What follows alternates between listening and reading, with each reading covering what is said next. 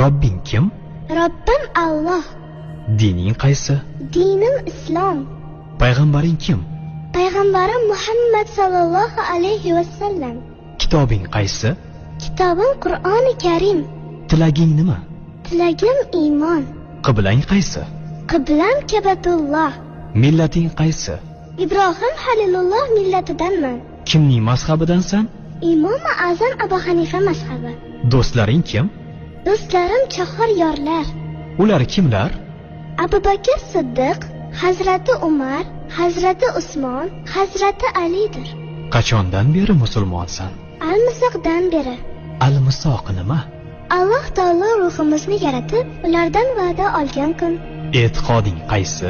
Ahli sunna va jamoa e'tiqodi. Kimni yaxshi ko'rasan? Alloh taoloni. Undan keyinchi? Payg'ambarimiz Muhammad alayhissalomni. Undan keyinchi?